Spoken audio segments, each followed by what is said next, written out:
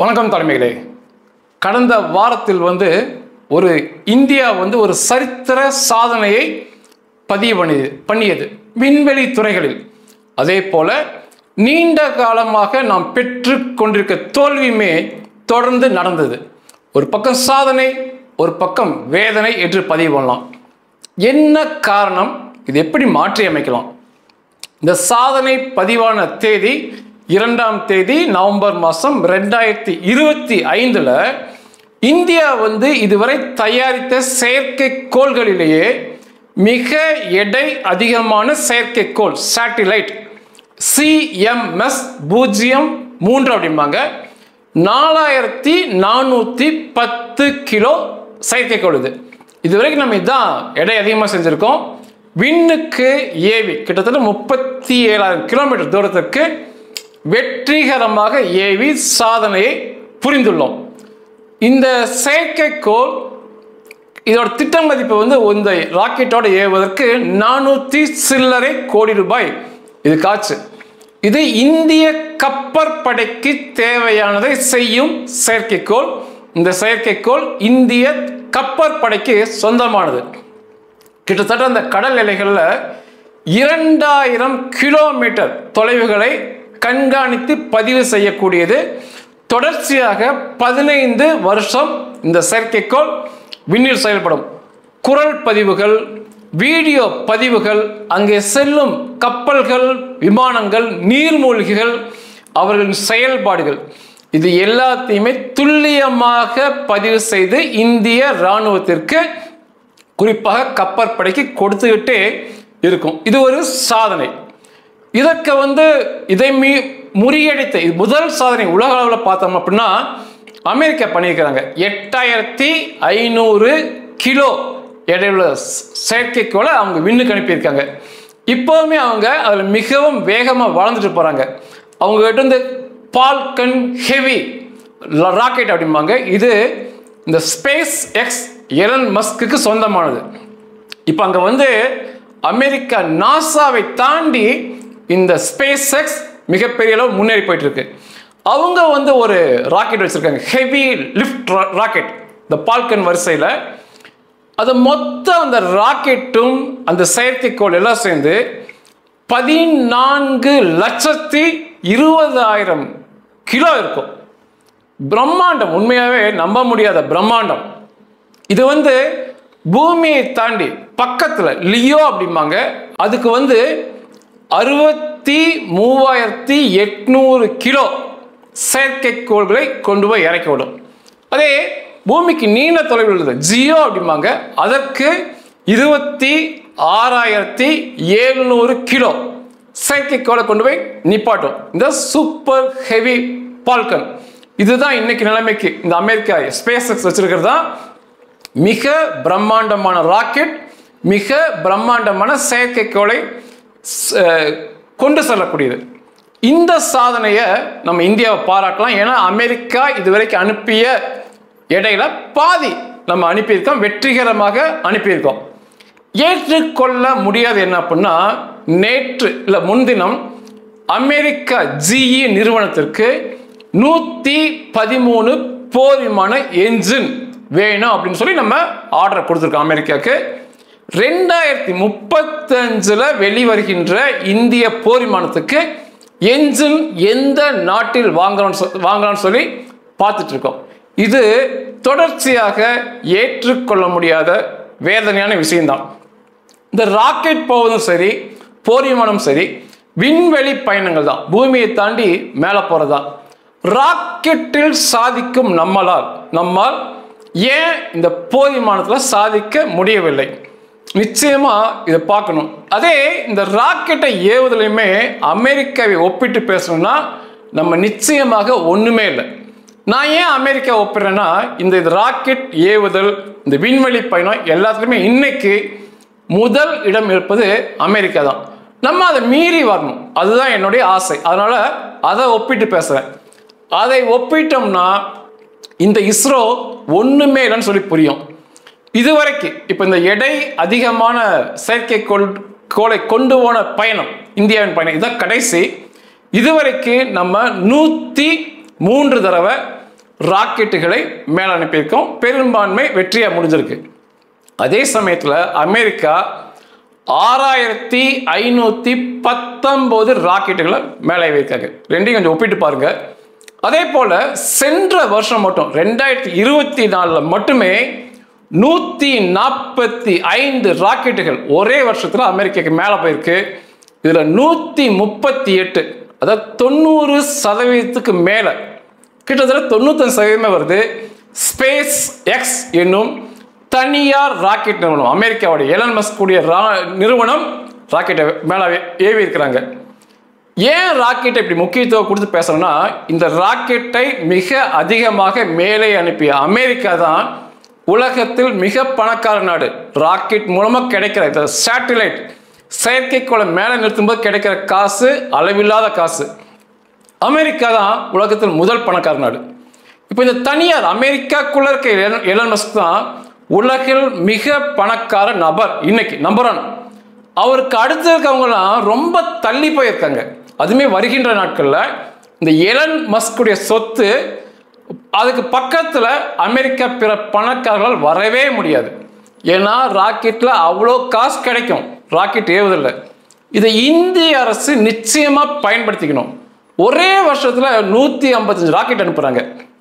அதில் 95% தனியார் அனுப்புகிறாங்க.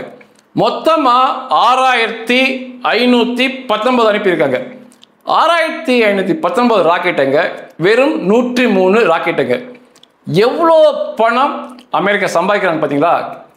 இதற்கு முக்கியமான காரணம் இந்தியா அமெரிக்காவை மீற வேண்டும் என்றால் இந்த ராக்கெட் ஏவும் துறையும் அதே போல போர் விமானம் தயாரிக்கும் துறை ரெண்டுமே மத்திய சொந்தமானதான்.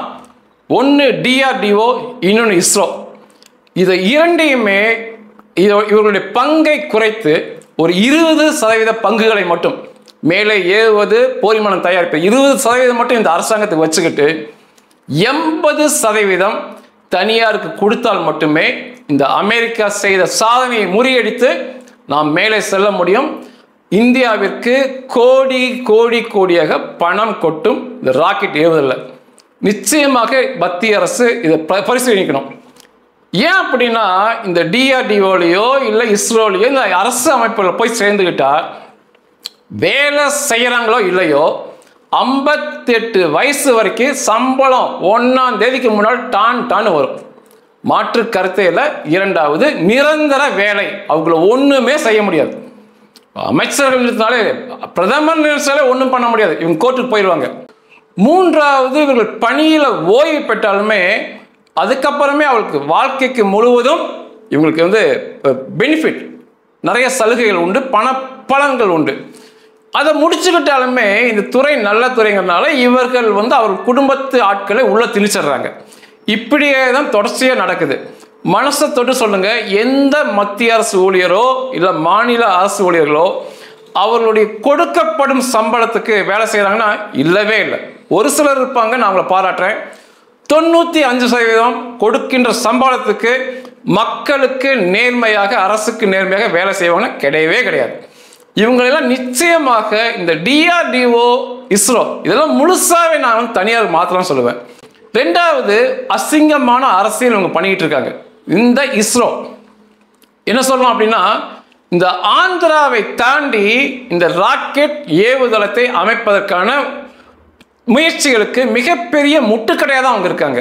ஆந்திராவை தாண்டி இந்த ராக்கெட், பிரம்மாண்ட ராக்கெட்டுகளை ஏவுவது எங்கேயுமே இந்தியாவுக்குள்ள போகாத அளவுக்கு அசிங்க அரசியலை நடத்துகிறார்கள். நிச்சயமா என்னால் பதிவு பண்ண முடியும், எந்தவித பயமே கிடையாது.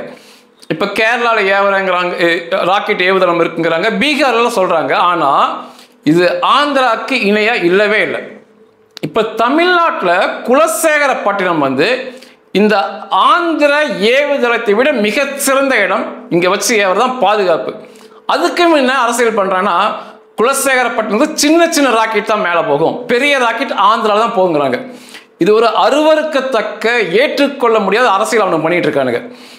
ஏன் இதை சொல்கிறேன் அப்படின்னா, இன்னைக்கு இந்த ஆந்திராவை தாண்டி, தமிழகம் தாண்டி இந்தியா முழுவதும் ஒரு 100 நிலையங்கள், ராக்கெட்டுகளை மேலே அனுப்பக்கூடிய 100 நிலையங்கள் வச்சாலுமே 10 வருஷத்துக்கு ஆர்டர் இருக்கு. ஏன்னா இந்த ராக்கெட்டுகள் அனுப்பும்போது தூரம் அனுப்பும்போது கிரையோஜோனிக் என்ஜின் அப்படிம்பாங்க. ஒரு 6 நாடுகள் மட்டும்தான் உலகத்தில் இந்த ராக்கெட் ஏவுதலில் வெற்றியோடு இருக்கும். அந்த 6 நாடுகிட்ட தான் உலகத்தில் இருக்க மீதி இருக்க 195 நாடுகள் அவருடைய செயற்கைக்கோளை கொண்டு வந்து எங்களை மேலே கொண்டு போய் இந்த செயற்கைக்கோளை நிறுத்துங்கன்னு சொல்லணும். ஒவ்வொன்றுக்குமே கோடிக்கணக்காக பணம் கிடைச்சிக்கிட்டே இருக்கும். இந்த அருவருக்கத்தக்க அசிங்க அரசியலை விட்டுக்கிட்டு, இந்த தரித்திர எண்ணத்தை முதல்ல விட்டுக்கிட்டு, இந்தியா முழுவதும் 100 ஏவுதளங்கள் வச்சு மாநிலங்கள் முழுவதும் வச்சு ராக்கெட் ஏவுனா பணம் கொட்டும். அதுக்கான இன்னும் 10 வருஷத்துக்கான ஆர்டர் இருந்துட்டு இருக்கு. எலன் மஸ்க் இன்னும் எத்தனை ராக்கெட் விட்டாலும் சரி, செயற்கைக்கோள் அவர் கையில் இருக்கு. அதனால தான் அவன் உலகத்தில் நம்பர் 1 பணக்காரனா இருக்கானுங்க. அதனால இந்த ஒரு தரித்திர எண்ணத்தை விட்டு அந்த ஆந்திராவை தாண்டி எல்லாம் வெளியே வரணுங்கிறது தான் என்னுடைய எண்ணம். இந்த நிகழ்வுகளில் செயற்கைக்கோள் மேலே போகிறதா முக்கியம். அதுதான் அதில் நடக்கக்கூடிய வேலை.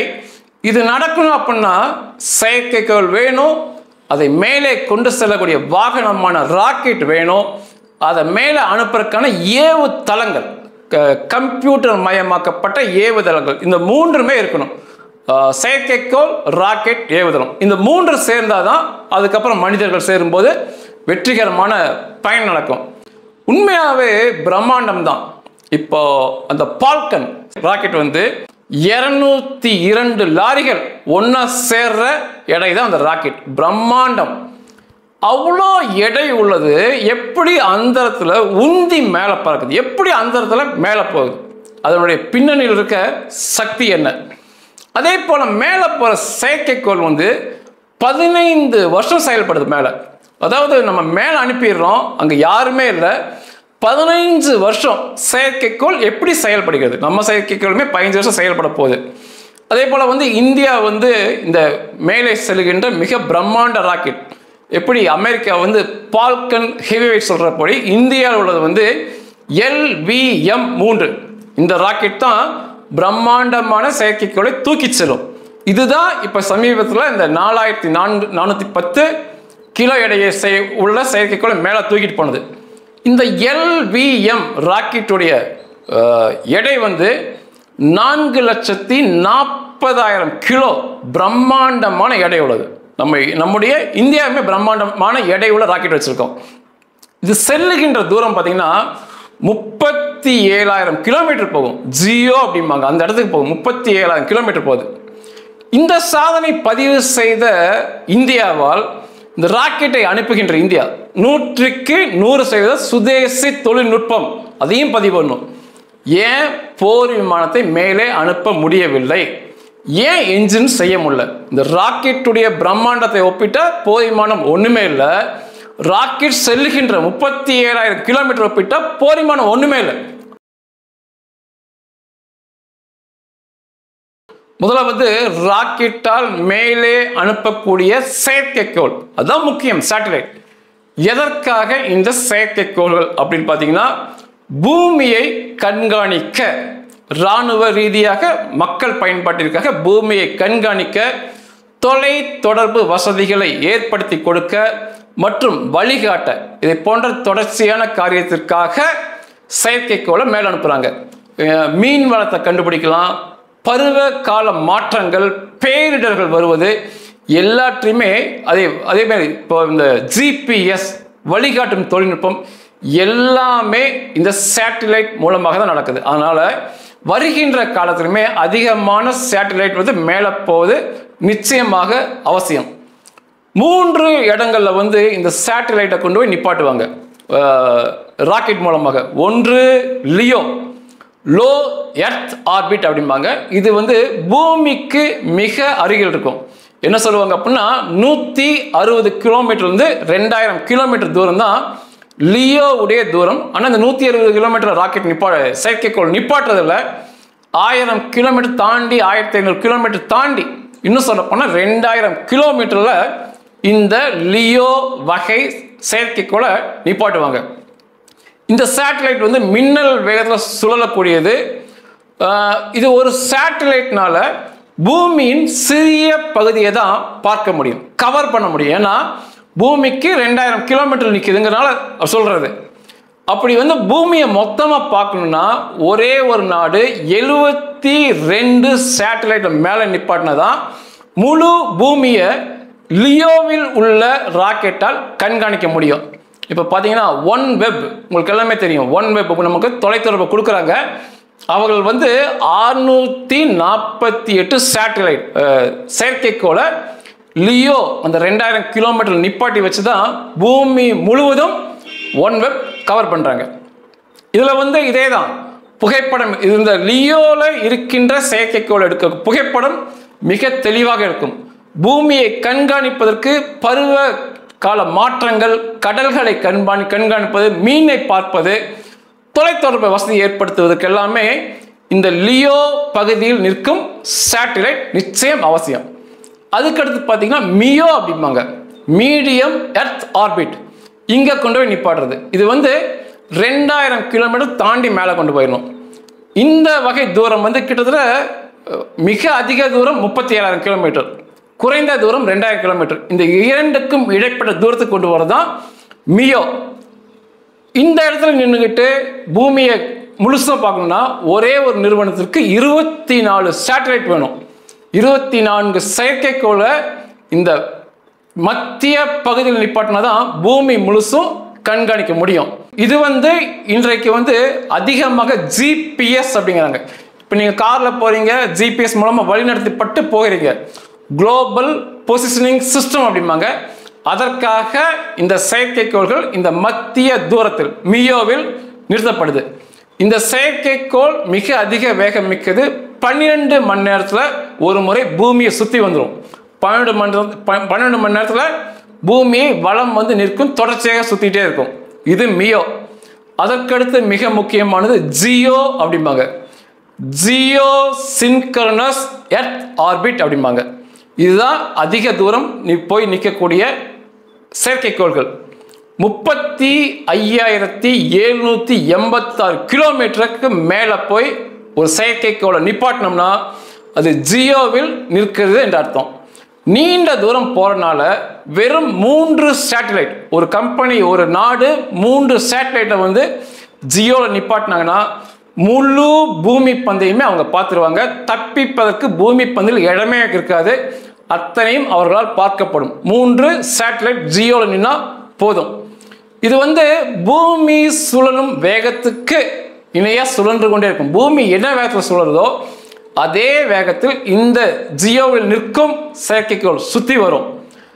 24 மணி நேரத்துக்கு 3 நிமிஷம் குறைவா ஒரு முறை அது பூமியை சுற்றி வந்துடும். பொதுவாக வந்து இந்த ஜியோ பகுதியில் வந்து டெலிவிஷனுக்கு வந்து டெலிவிஷன் தொடர்பை, தொலைக்காட்சி தொடர்பை ஏற்படுத்தி கொடுப்பதற்காக நிப்பாட்டுவாங்க. இராணுவ ரீதியாக மிக முக்கியமாக நடவடிக்கைக்கு ஜியோவில் கொண்டு போய் நிப்பாட்டுவாங்க. வழி நடத்திப்படக்கூடிய நேவிகேஷனுக்குமே ஜியோவில் கொண்டு போய் நிப்பாட்டுவாங்க.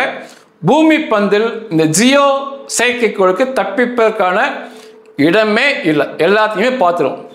ஒரு அதிசயமாக ஒரு இதில் பார்க்க வேண்டியதுன்னா 15 வருஷம் எப்படி இந்த செயற்கைக்கோள்கள் பூமியை சுற்றி வந்துட்டே இருக்கு, அதற்கான சக்தி, அது சுழல்வதற்கான சக்தி எங்கிருந்து கிடைக்குது? 15 வருஷம் எந்தவித தொடர்புமே இல்லாமல் பூமியை சுழல்வது அது கடவுள்னு சொல்கிறாங்க, இயற்கைன்னு சொல்கிறாங்க. இந்த செயற்கைக்கோள்கள் 15 வருஷம் எப்படி சுற்றுறதுன்னா, இது செயற்கைக்கோள்கள் சுற்றுவதற்கு எந்தவித சக்தியோ எரிபொருளோ பற்ற வைப்போ எதுவுமே அவசியம் இல்லை. இந்த ராக்கெட்ல இருந்து செயற்கைக்கோளை வெளியே தள்ளும்போது தொடக்கத்தில் இனிஷியல் புஷ் அப்படிம்பாங்க, தொடக்கத்தில் ஒரு தள்ளு தள்ளுவாங்க. அந்த தள்ளு மட்டும் போதும். பூமி சுழல்கின்ற திசையிலேயே பூமியை போலவே அதே அந்த புவி ஈர்ப்பு விசையால் சுற்றி வந்துக்கிட்டே இருக்கும் 15 வருஷத்துக்கு. யாருமே தள்ளிவிடவே, யாருமே அதை வெளியிருந்து எந்த சக்தியுமே தள்ள வேண்டிய அவசியம் இல்லை. அதற்கான எரிபொருள், இயந்திரம் எதுவுமே இந்த செயற்கைக்கோள் சுற்றுவதற்கு அவசியம் இல்லை. பூமியின் ஈர்ப்பு விசையால் பூமியை போலவே சுத்திட்டு இருக்கும். இதுதான் நடக்கிறதுக்கு. ஒரு சில சமயங்களில் இந்த செயற்கைக்கோள் வந்து வழி மாறும். செயற்கைக்கோள் சுற்றுற பாதையை விட்டு பூமி வந்து ஏற்ற இறக்கம் நிறைந்த பகுதி, அப்போ வந்து வழி மாறுவதற்கான வாய்ப்புண்டு. அப்படி வழி மாறும்போது மட்டுமே அதோடைய சுத்த வேண்டிய வலிக்கு உந்து சக்தியை கொடுத்து வருவாங்க. த்ரஸ்ட்டை வந்து பயன்படுத்துவாங்க. வலி மாறும்போது அது பழைய இடத்துக்கு வரக்கு அப்போ மட்டும் அதில் உள்ள எரிபொருளை பயன்படுத்தி மோட்டார் மூலமாக உந்து சக்தி த்ரஸ்ட்டை உருவாக்கி அதை வந்து அந்த சரியான பாதை கொண்டு வருவாங்க. அதுக்கு மட்டும் பூமிகளிலிருந்து செய்வாங்க. பூமியிலிருந்து எர்த் ஸ்டேஷன் அப்படிம்பாங்க. ஆச்சரியமா இருக்கு. 36,000 கிலோமீட்டர் தாண்டி இருக்கிற அந்த செயற்கைக்கோளை கட்டுப்படுத்தி ஒரு உந்தி தள்ளி விட்டுட்டு திரும்ப வந்து அதை ஆஃப் பண்ணி வச்சுக்குவாங்க. அது பழையபடி சுற்றிக்கிட்டே இருக்கும். மற்றபடி அதை சுற்றி வருவதற்கு தான் சக்தி அவசியம் இல்லை. மற்றபடி புகைப்படம் எடுப்பதற்கு, வீடியோ எடுப்பதற்கு, தொலைத்தொடர்பை ஏற்படுத்தி கொடுப்பதற்கு எல்லாமே சக்திகள் அவசியம். இதற்கு வந்து அதிகமாக சூரிய சக்தியை தான் பயன்படுத்துவாங்க. இந்த செயற்கைக்கோளில் வந்து சோலார் பேனல் இருக்கும். அது சூரியனை பார்ப்பதற்காக சென்சரும் இருக்கும். சூரிய சக்தி எங்க அதிகம் இருக்கோ அதை நோக்கி அந்த பேனல் வந்து சென்சார் மூலமாக திருப்பப்பட்டு அந்த சூரிய சக்தியால் வருகின்ற சக்தியை மின்சாரமாக பயன்படுத்தி பிற இந்த பதிவு பண்ணுகின்ற அனைத்து எலக்ட்ரானிக் உபகரணங்கள், கம்ப்யூட்டர் உபகரணங்கள் சூரிய சக்தியில் இயங்கும். அதிகமான சூரிய சக்தியை அதுக்குள்ள பேட்டரியும் வச்சிருப்பாங்க. பேட்டரியில் அது நிரப்பி கொடுக்கும். சூரியன் இல்லாத சமயத்தில் அந்த பேட்டரி வந்து ஆன் ஆகிக்கும். தொடர்ச்சியாக இப்படி தான் வந்து சக்தியை வந்து சூரியன் மூலமாக தான் அது பெற்றுக்கொள்ளும். இது எல்லாமே தரையிலிருந்து தரைக்கும் அந்த செயற்கைக்கோளுக்கும் ஒரு தொடர்புலையே போயிட்டு இருக்கும். இந்த செயற்கைக்கோள்ல முக்கியமான இன்னொரு பாகம் வந்து டிரான்ஸ்பாண்டர்ஸ் அப்படிம்பாங்க. இதுதான் ரொம்ப முக்கியம். இதோட காரியம் தான் முக்கியம். இது தரையிலிருந்து வருகின்ற சிக்னல்கள், அதோட சிக்னலை பெற்றுக்கொண்டு அதை மிக பெருக்கம் பண்ணி ஆம்பிளிஃபை பண்ணி மீண்டும் தரைக்கு அனுப்பணும். இந்த டிரான்ஸ்பாண்டர்ஸ் ரொம்ப முக்கியம். இதோட வந்து ஆயுசு காலம் வந்து இப்போ நம்ம அனுப்பியிருக்கிற செயற்கைக்கோள் 15 வருஷம். இந்த 15 வருஷம் முடியும் போது அதோடைய பேட்டரியுடைய காலங்கள், அந்த சோலாரில் இருக்க பளபளப்பு இதெல்லாம் குறைஞ்சு செயல்பட முடியாத நிலைக்கு, அதால் பிரயோஜனம் இல்லாத நிலைக்கு அந்த செயற்கைக்கோள் போகும். அப்படி போகும்போது கடைசியாக ஒரு உந்து சக்தியை மிச்சம் வச்சிருப்பாங்க. கடைசியாக ஒரு உந்து சக்தி அந்த த்ரஸ்ட்டை ஆன் பண்ணி அது சுழல்கின்ற பாதையிலிருந்து அந்த சேட்டலைட்டை வெளியே கொண்டு வந்து வெளியே தள்ளி விட்டுருவாங்க. அவ்வளோதான். அதற்கப்புறம் அந்த அண்ட சராசரத்தில் எங்கேயோ ஒரு பக்கம் அந்த சேட்டலைட் போயிடும். அண்ட சராசரத்துக்கு முன்னால் பூமியே ஒன்றும் இல்லை. இந்த பூமி பந்தே, இவ்வளோ பிரம்மாண்ட பூமி பந்தே அந்த அண்ட சராசரம் சொல்லும்போது அங்கே ஒன்றுமே கிடையாது. அப்போது அதில் இருக்க சேட்டலைட் வந்து என்ன சொல்கிறது, ஒரு முடியை வந்து லட்சமாக வெட்டினா கூட, கோடியை வெட்டினா கூட அங்கே அது பொருட்டாக இருக்காது. அந்த அளவுக்கு தான் அங்கே இருக்கு. இது செயற்கைக்கோள் மனிதனின் வளர்ச்சிக்கும் பூமியின் கண்காணிப்புக்கும் இந்த செயற்கைக்கோள் மிக முக்கியம். இந்த செயற்கைக்கோளை மேலே கொண்டு போய் நிப்பாட்ட வேண்டிய வேலை தான் ராக்கெட்டுடைய வேலை. அதுக்காக இந்த ராக்கெட்டை வச்சுருக்கோம். இந்த ராக்கெட் வந்து பல பாகமாக பிரிக்கலாம். முனையில் இருக்க இந்த கூம்பு வடிவமாக இருக்கிறது வந்து நோஸ் கோன் அப்படிம்பாங்க, மூக்கு பகுதின்னு சொல்லுவாங்க. அதற்கு அடுத்து தான் பே லோட் அப்படிம்பாங்க. அதாவது என்ன வேலைக்கு செல்லுதோ அதுக்கு தேவையான பொருள் அந்த பேலோடில் இருக்கும். செயற்கைக்கோள் இல்லை அந்த பேலோடு தான் மனுஷனையுமே வச்சு அனுப்பணும். மனிதன் வந்து அங்கே போகணும் அப்படின்னா அந்த பேலோடில் மனுஷன் இருப்பான். அதுக்கப்புறம் வந்து மூன்றாவது அது கீழே வந்து கைட்னஸ் சிஸ்டம், ஆன்போர்ட் கம்ப்யூட்டர்மாங்க, கம்ப்யூட்டர் மயமாக்கப்பட்ட அத்தனை தானியங்கி முறையில் இயங்கக்கூடிய மின்னணு பொருள் இருக்கும். வழிகாட்டுவது, அந்த வழியில் சரியாக செல்லுவது, தகவல்களை பெற்றுக்கொண்டு அனுப்புவது, இது எல்லாமே அந்த கைட்னஸ் சிஸ்டத்தில் இருக்கும். நான்காவது வந்து அங்கே வந்து எரிபொருள் இருக்கும். பொதுவாக வந்து 2 வகை எரிபொருள் வச்சுருப்பாங்க. இந்த எரிபொருளுடைய ரகசியம் தான் வெற்றியின் ரகசியமாக அமையும். இன்னைக்கு வந்து திரவ நைட்ரஜனை பயன்படுத்துகிறாங்க. அழுத்தமாக்கப்பட்ட திரவ நைட்ரஜன் தான் அந்த எரிபொருளாக இருக்கும். அந்த எரிபொருளுக்கு கீழே வந்து ஆக்சிடைசர் அப்படிம்பாங்க. அதாவது ஆக்சிஜனை அழுத்தமாக திரவ வடிவில் வச்சுருக்காங்க. தீ எரிவதற்கு ஆக்சிஜன் முக்கியம். ஆக்சிஜன் இல்லாட்டி தீ எரியாது. அதுவும் கொழுந்து விட்டு எரியணும்னா ஆக்சிஜன் முக்கியம். இந்த வளிமண்டலம் அப்படிங்கிறது பூமியோடைய மேற்பகுதியிலிருந்து 120 கிலோமீட்டர் போனால் 120 கிலோமீட்டர் தான் வளிமண்டலம். அதுக்கு மேலே வளிமண்டலம் தாண்டிட்டாலே ஆக்சிஜன் கிடையவே கிடையாது. இந்த ராக்கெட் போகிற தூரமே 2000 கிலோமீட்டர், 15,000 கிலோமீட்டர், 36,000 கிலோமீட்டர். இதில் எங்கேயுமே ஆக்சிஜன் கிடைக்காது. நீங்கள் பூமியின் மேற்பரப்பு 120 கிலோமீட்டர் போக வேணாம், கொஞ்சம் நீங்கள் மேலே போயிட்டாவே உங்களுக்கான ஆக்சிஜன் அங்கே இருக்காது. அப்போது இந்த ராக்கெட் செயல்படுவதற்கு உந்து சக்தி அவசியம். உந்து சக்திக்கு தீ எரிப்பு அவசியம். தீ எரிப்பதற்கு ஆக்சிஜன் அவசியம். அப்போ இந்த ராக்கெட்டுகளில் இதுக்கு தேவையான எரிப்பதற்கு தேவையான ஆக்சிஜனை கொள்கலனில் அழுத்தப்பட்ட திரவ வடிவ ஆக்சிஜனை இட்டு போவாங்க. இது ஆக்சிடைசர். இது போர் விமானத்தில் இருக்கவே இருக்காது. அந்த ஆக்சிடைசர் கீழே இருப்பது பம்ப் அப்படிம்பாங்க. இந்த பம்பின் மூலமாக தான் இந்த திரவ எரிபொருளையும் திரவ ஆக்சிஜனையும் எடுத்து எந்த அளவுக்கு தீ எரிய வேண்டும்ங்கிறதுக்காக அளவுக்கு இந்த பம்ப் அந்த இரண்டையும் அனுப்பி அதுக்கப்புறம் கம்பஸ்டன் சாம்பர் அப்படிம்பாங்க, எரிப்பு தொட்டிக்குள்ள அனுப்பி எரிக்க வச்சு கொழுந்தை விட்டு எரிய வைக்கும். அந்த எரிப்பில் கிடைக்கின்ற வெப்ப சக்தி மற்றும் வெளியேறும் தீ அழுத்தம் தான் இந்த நியூட்டனின் 3ஆம் விதி. ஒவ்வொரு விசைக்கும் எதிர்விசை இருக்கிறதுனால அந்த கம்பஸ்டன் சாம்பருக்கு அப்புறம் எரிப்பு தொட்டிக்கு அப்புறம் நாசில் என்ற ஒரு பகுதி இருக்கும், வெளியேறும் பகுதி. அதுதான் முக்கியமானது. அந்த வழியாக மிக அழுத்தமாக மிக வெப்பமாக அங்கே பற்ற வைக்கப்பட்ட தீ வெளியே வரும். அது கீழே கொடுக்கின்ற அழுத்தம் தான் உந்து சக்தி தான் ராக்கெட்டை அவ்வளோ பிரம்மாண்டமான ராக்கெட்டை மேலே கொண்டு சொல்கிறது. இதில் ஒரு முக்கியமான காரியம் என்ன, வளிமண்டலம் தாண்டிட்டாங்கன்னா வெற்றிடம் தான். உங்களுக்கு கொஞ்சம் தூரம் நம்ம மேலே போயிட்டு அதுக்கப்புறம் வெற்றிடம். எந்த வித எதிர்ப்புமே இந்த ராக்கெட்டுக்கு இருக்காது. வெற்றிடத்தில் பறக்கும்போது மிக எளிதாக பறக்கும். இங்கே ஆரம்பிக்க போகும்போது தான் மிக பிரம்மாண்டமாக தீயை பற்றுவது நீங்கள் பார்ப்பீங்க அந்த வீடியோலாம். தீ கொழுந்து விட்டு கீழே போய் அது கிடைக்கிற சக்தியால் ராக்கெட் மேலே எழும்பி போகும்.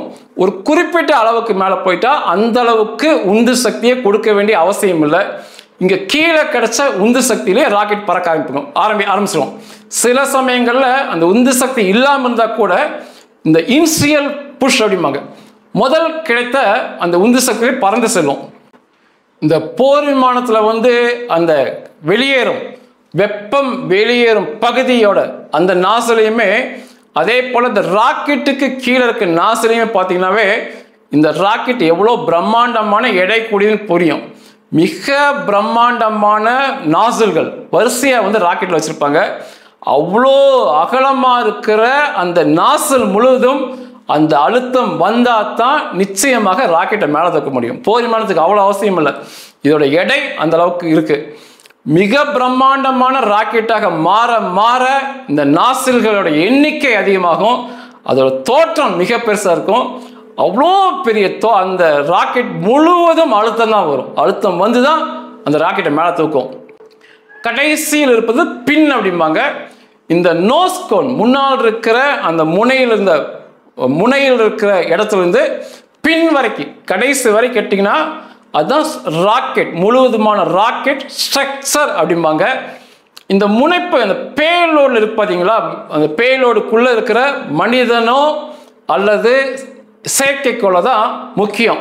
அது மேலே போன பிறகு அந்த சரியான பாதைக்கு போன பிறகு அந்த பேலோடு இருக்கிற செயற்கைக்கோளோ மனுஷனோ வெளியே வந்துடுவான். இதில் பொதுவாக இந்த செயற்கைக்கோளை அனுப்பும்போது ஒரு வழி பயணம் தான், இருவழி பயணம் இல்லை, ஒரு வழி மட்டும்தான் அந்த ராக்கெட் போகும். அதுக்கப்புறம் அந்த ராக்கெட் இருக்காது, முழுவதுமாக சாம்பல் ஆகிடும். அந்த செயற்கைக்கோள் மட்டுமே சுற்றி வரும் 15 வருஷம். அதே சமயத்தில் மனிதர்களை அனுப்புனா இருவழி பயணமாக இருக்கணும். முதல் நிலவுக்கு அனுப்பும்போது அந்த ராக்கெட்டுடைய ஒரு பகுதி அங்கே காத்து நின்றுச்சு நிலவில். அந்த மனிதர்கள் வேலை முடிஞ்சு அதில் திரும்ப ஏறிக்கிட்டு அந்த கீழே வரும்போது ஒரு புஷ் போதும், இனிஷியல் புஷ்ஷை கொடுத்து அவங்க பூமிக்கு வந்தாங்க, அவர்கள் காப்பாற்றப்பட்டார்கள். இப்போ இந்த ஸ்பேஸ் ஸ்டேஷன்லாம் போகும்போது ஒரு ராக்கெட் மேலே போய் அதில் உள்ள சேட்டிலைட் அந்த மனிதர்களை அதுக்குள்ளே அனுப்புது. அவங்க வேலைகள் எல்லாம் முடிச்சுட்டு திரும்ப பத்திரமா செயற்கைக்கோள்கள் மூலமாக அவங்க கீழே இறங்கி வராங்க. இப்பொழுது வரைக்கும் செயற்கைக்கோளை மேலே அனுப்புகின்ற ராக்கெட்டுகள் ஒரு வழி பயணம் தான். இந்த எலன் மஸ்க் உடைய ஸ்பேஸ் எக்ஸ் தான் மேலே செல்லும் ராக்கெட்டுகள் பாகம் பாகமாக பிரிஞ்சு தான் மேலே போகும். ஒரே மாதிரி ராக்கெட் போயிட்டு அப்படியே வராது. அந்த என்னென்ன பாகங்கள் மேலே செல்லுதோ அதை திரும்ப தரைக்கு கொண்டு வந்து பத்திரமாக தரையிறக்கி காட்டுறாங்க. ரீயூசபிள் ராக்கெட் பாங்க. ஒரு ராக்கெட் திரும்ப திரும்ப பயன்படுவது போல அவங்க செஞ்சுருக்காங்க ஸ்பேஸ் எக்ஸில். இனி வருங்காலத்தில் தான் மிகப்பெரிய வெற்றியை நோக்கி அது பதிவாகும். இந்தியா அனுப்புகின்ற அனைத்து ராக்கெட்டுமே ஒரு வழி பயணத்தில் தான் போயிட்டு இருக்குது. இப்போ இங்கே LVM-3 இப்போ நம்ம அனுப்பிய பிரம்மாண்டமான ராக்கெட் 4,40,000 கிலோ எடையுள்ளது. அதில் உள்ள விஷயம், அதில் உள்ள செயற்கைக்கோள் 4,410 கிலோ எடையுள்ளது. இந்த 4,410 கிலோ எடையுள்ள செயற்கைக்கோளை 37 கிலோமீட்டர் கொண்டு செல்வதற்கு தான் இந்த 4,40,000 கிலோ எடையுள்ள ராக்கெட் அவசியம். இது படிப்படியாக பிரிந்து பிரிந்து சென்று அந்த கடைசியாக அந்த செயற்கைக்கோள் அனுப்பும்போது ராக்கெட்டில் மிச்சம் ஒன்றுமே இருக்க, திரும்ப கொண்டு ஒன்றுமே இருக்காது. அந்த செயற்கைக்கோளை அந்த நீள் வட்ட பாதையில் நிறுத்தி தள்ளி விட்டுட்டு இந்த ராக்கெட்டுகள் அனைத்துமே அழிஞ்சு போயிடும். இந்த ஒரு தடவை இந்த ராக்கெட்டை அனுப்புவதற்கு இதற்கான திட்டம் மதிப்பீடு 402 கோடி ரூபாய் ஆச்சு. இந்த ராக்கெட்டை தாண்டி பார்த்தீங்கன்னா ஏவுதளம், இந்த ஏவுதளம் கட்டுப்பாட்டு அறை எல்லாமே இப்போ இந்தியாவில் ஆந்திராவில் வச்சுருக்காங்க. மிக பிரம்மாண்டமானது. முழுக்க முழுக்க கம்ப்யூட்டர்கள், கணினி மற்றும் மனிதர்களால் இயங்கக்கூடிய அமைப்பு. இவ்வளோ பெரிய ராக்கெட்டை நம்ம அனுப்பிட்டோம், ஏன் போர் விமான என்ஜினை செயல்படுத்த முடியல அப்படின்னா மிக முக்கியமான வித்தியாசம். ராக்கெட் என்பது ஒரு வழி பயணம் தான். போர் விமானம் அப்படி இல்லை. அதோட ஆயுசு காலம் 20 வருஷம், 30 வருஷம், 40 வருஷம்னா ஒரே ஒரு என்ஜின் அத்தனை வருஷமும் தாக்கு பிடிக்கணும். அதற்கேற்ற உலோகத்தை கண்டுபிடிக்கணும். உலோகமே மாறிடும். இந்த ராக்கெட் ஒரு தடவை போய் தன்னை அழிச்சுக்கொள்ளும். போர் விமான என்ஜின் 30 வருஷம் செயல்படும். அப்போ இந்த உலோகம் மாறிடுது. ஒரே என்ஜின் தான், மாற்றி மாற்றி வேலை செய்யணும். அது மிக முக்கியமானது. இந்த ராக்கெட்டுகளுக்கு மேலே போயிட்டா ஆக்சிஜன் இல்லை அப்படிங்கிறதுனால ஆக்சிஜனை தன்னோடு எடுத்து செல்லும். போர் விமானம் அப்படி இல்லை. அதிகபட்சமாக இப்போ ராக்கெட் பார்த்தீங்கன்னா அதிகபட்சமாக 37,000 கிலோமீட்டர் போகும். அங்கே ஆக்சிஜன் இல்லை. பயணிகள் விமானம் அதிகபட்சமாக ஒரு 15 கிலோமீட்டர் தான் அதிகபட்சமாக பறக்கும். போர் விமானங்கள் ஒரு 20 கிலோமீட்டர் தான் பறக்கும். நிச்சயமாக அந்த ஆக்சிஜன் கிடைக்கும். அந்த ஆக்சிஜனை எடுத்துக்கொள்வார்கள். அதாவது நம்ம பூமி பந்தில் இருக்கும் ஆக்சிஜனை உறிஞ்சு கொள்வாங்க. அதை உரியாமல் நீங்கள் ஆக்சிஜன் அதில் போல ராக்கெட்டை போல டேங்க்லாம் வச்சிங்கன்னா போர் விமானம் இன்னும் பெரிய குண்டா மாறிடும். பயணிகள் விமானம் மிகப்பெரிய குண்டா, மிகப்பெரிய பருமனான தோற்றத்துக்கு போகும். அதே போல் போர் விமானம் பறப்பதற்கு, பயணிகள் விமானம் பறப்பதற்கு உள்ளுக்குள் இருக்கும் ஆக்சிஜன் டேங்க் நிச்சயமாக அதோட அழுத்தம் நிச்சயமாக பத்தாது. ஏன்னா இந்த போர் விமானம், பயணிகள் விமானம் பறப்பது காற்றை எதிர்த்து செயல்படும். அதோட வாழ்நாள் முழுவதுமே காற்றை எதிர்த்தும் மேலே ஏறுவது, கீழே இறங்குவதுன்னு சொல்லி தொடர்ச்சியாக அந்த பணியில் இருக்கும். ஆனால் ராக்கெட் அப்படி இல்லை. எதிர்ப்பு எதுவுமே இல்லாமல் வெற்றிடத்தில் பறக்கக்கூடியது. அதனால் அதுக்கு மிகப்பெரிய சக்தி மேலே போன பிறகு அவசியமே படாது. ஆனால் போர் விமானம், பயணிகள் விமானம் ஆயுசு முழுவதற்குமே காற்றை, அந்த அழுத்தமான காற்றை எதிர்த்து செயல்படும். அதனால கொள்கலனில் அதற்கான ஆக்சிஜனை வைக்கும்போது அந்த அழுத்தம் நிச்சயமாக பத்தாது. வெளியே இருந்து ராட்சசத்தனமாக காற்றை உறிஞ்சி அதை அழுத்தப்படுத்தி வெப்பப்படுத்தி பிரம்மாண்டமான முறையில் அதே அளவில் அதிக அழுத்தத்தில் வெளியே அனுப்புனாதான் பயணிகள் விமானம், இந்த போர் விமானம் காற்றை எதிர்த்து பறக்கும். அதில் இந்த அழுத்தம் இல்லாத காற்று இல்லாட்டி நிச்சயமாக பறக்காது. இதில் முக்கியமான 3 பாகங்கள். இந்த போர் விமானத்தில் முன்னாடி சுழலும் ஃபேன், அந்த ராட்சச வேகத்தில் சுழலும் அந்த காற்றாடி, ராட்சச காற்றாடி தான் வெளியே இருக்க காற்றை அதிவேகமாக உறிஞ்சும். இந்த காற்றாடி அந்த ராக்கெட்டுக்கு அவசியம் கிடையாது. இது சிக்கலான அமைப்பு. இந்த காற்றாடி அமைப்பு இப்போ வரைக்கும் நம்மளால் தயாரிக்க முடியல. அதற்கடுத்து அந்த வேகமான காற்று அழுத்தப்படும் காற்றாக மாறணும். அதுக்கு கம்ப்ரஸர் அப்படின்னு ஒன்று வைப்பாங்க. அதுவும் சுழலும் பாகங்கள் தான். அது ராக்கெட்டுக்கு அவசியம். அந்த கம்ப்ரஸர் சுழலும் பாகங்கள் அங்கே அவசியம் இல்லை. இந்த கம்ப்ரஸரை தயாரிக்கிறதுமே நம்ம இன்னும் தேக்க நிலையில் தான் இருக்கும். மூன்றாவது, இந்த ஃபேனும் இந்த கம்ப்ரஸரும் தொடர்ச்சியாக சுழலணும்னா பின்னாடி ஒரு டர்பைனை சுழல் வைப்பாங்க. அதுவுமே ஒரு ராட்சச காற்றாடி தான். அதுலேயுமே அந்த காற்று பட்டு, அழுத்தமான காற்று பட்டு அந்த டர்பைன் சுழலும். இந்த டர்பைன், அந்த முன்னால் இருக்க காற்றாடி, இடையில் இருக்கும் கம்ப்ரஸர், இதெல்லாமே ஒரே ஒரு சுழலும் அச்சில் இணைச்சிருப்பாங்க. அது சுற்றுறதுனால இது சுற்றும், இது சுற்றுவதால் அது சுற்றும். இந்த மூன்றாவது டர்பைன் அமைப்பு இதுவுமே ராக்கெட்டில் இருக்காது. இந்த மூன்று தான் இப்போ வரைக்கும் நம்மளால் கண்டுபிடிக்க முடியல. இந்த மூன்று மிக முக்கியமானது. மற்றபடி எரிப்பு தொட்டி, கம்பஸ்டன் சேம்பர் தான் இரண்டுக்குமே ஒன்று. மற்றும் பம்ப், இதெல்லாம் நம்மால் தயாரிக்க முடிகின்ற ஒன்று. இதில் மிக அதிகமான வெப்பநிலை, அதிகமான குளிர்நிலை ரெண்டுமே இருக்கும். ரெண்டையும் தாக்கு பிடிக்கின்ற உலோகங்கள் வேணும். அதை நம்ம கண்டுபிடிச்சிருக்கோம். அதிகபட்ச வெப்பம் 3000 டிகிரி செல்சியஸ்க்கு மேலே போகும் ராக்கெட்டில். குறைஞ்சபட்சம்னா -250 டிகிரியில் தான் இந்த திரவ ஹைட்ரஜனை வச்சிருப்பாங்க. இப்போ இந்த மூன்று பாகங்கள் சுழலும் இந்த போர் விமான என்ஜினில், பயணிகள் விமான என்ஜினில் செயல்பட்டு சுழலும் பாகங்கள், முன்னாடி இருக்க ராட்சச காற்றாடி, அதுக்கப்புறம் இருக்க அழுத்தப்படக்கூடிய கம்ப்ரஸர், அதுக்கப்புறம் இருக்கின்ற டர்பைன், இந்த மூன்றுமே ராக்கெட்டில் அங்கே இல்லை. அதுக்கு பதிலாக அழுத்த நிலையில் உள்ள ஆக்சிஜனை அதுக்குள்ளேயே வச்சிருக்கனால இந்த மூன்று பாகங்கள் அவசியம் இல்லை. இந்த மூன்று பாகங்கள் தான் இப்போ வரைக்கும் நம்மளால் கண்டுபிடிக்க முடியல. ராக்கெட்டே ஒரு 6 நாடுகளுக்கு தான். இந்த ராக்கெட்னு சொல்லும்போது கிரையோஜோனிக் என்ஜின் சொல்லணும். இந்த கிரையோஜோனிக் என்ஜின் தான் இதெல்லாம் செயல்படும். ஒரு 6 நாடுக்கு சொந்தமானது. அதில் இந்தியாவுமே ஒன்று. இந்த போர் விமான என்ஜின் வெறும் 4 நாடுகள் தான் தயாரிக்கிறாங்க. இந்த பாகங்கள் இப்போ வரைக்கும் நம்மளால் தயாரிக்க முடியல. இந்த போர் விமான என்ஜின் தயாரிப்பதற்கு, பயணிகள் விமானம் என்ஜின் தயாரிப்பதற்கு, இதெல்லாம் ஒரு வெட்கக்கேடு தான். பயணிகள் விமானம் இங்கே தயாரிக்கணும்னு சொல்லி இந்த DRDO சொல்கிறது. என்ஜின் நம்மகிட்ட இல்லை, அதோட லேண்டிங் கியர் நம்மகிட்ட இல்லை, அதோட ஏவியானிக்ஸ் நம்மகிட்ட இல்லை, வெளியே வாங்குறோம். அப்படிங்கும்போது பிற பாகங்கள் செய்யறதை விமானம் தயாரிக்கிறோம் என்று சொல்வது அது தவறான விஷயம்தான். நிச்சயமாக முழுக்க 100% பிரம்மாண்ட விமானம் தயாரிக்க வேண்டும் என்றால், 100% பிரம்மாண்ட போர் விமானம் தயாரிக்க வேண்டும் என்றால், விண்ணுக்கு செல்லும் பால்கனை போன்ற ராக்கெட்டுகள் தயாரிக்க வேண்டும் என்றால், அமெரிக்காவை போல 6000க்கு மேற்பட்ட முறையில் ராக்கெட்டை அனுப்பி செல்வம் அந்த நாடுகளில் கொளிக்க வேண்டும் என்றால், இந்தியாவில் அது செல்வம் கொளிக்க வேண்டும் என்றால், நிச்சயமாக இந்த DRDO இஸ்ரோவுடைய பங்கை குறைத்து தனியார் மயம் ஆக்குவதும், வாய்ப்புகளை எல்லாவற்றுக்கும் பகிர்ந்து கொடுப்பதும் தான். அனைவருக்குமே போட்டி முறையில் வாய்ப்பை கொடுத்து தனியார்கள் மூலமாக பள்ளிகளிலிருந்தே இந்த கல்விகளை சொல்லிக் கொடுக்கும்போது தான் இவ்வளோ பெரிய லட்சியங்களை அடைந்து இந்தியா செல்வம் கொளிக்கும் நாடுகளாக நிச்சயமாக மாறும்.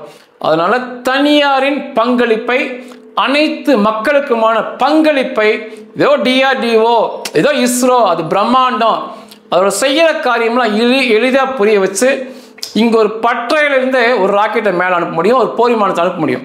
அவ்வளோதான் அதோட விஷயங்கள். இவனுக்கு அதை பிடிச்சு ஒரு அரசியல் பண்ணிக்கிட்டு இது பிரம்மாண்டம், நாங்கள் மட்டும்தான் இங்கே இருப்போம் மாதிரி செய்கிறது ஒரு ஏற்றுக்கொள்ள முடியாத செயல். இந்திய அரசு இனிமேலாவது வாய்ப்புகளை இந்தியாவில் உள்ள எல்லாத்துக்குமே பகிர்ந்து கொடுக்க, சொல்லிக் கொடுக்க தெரியணும். நன்றிகள்.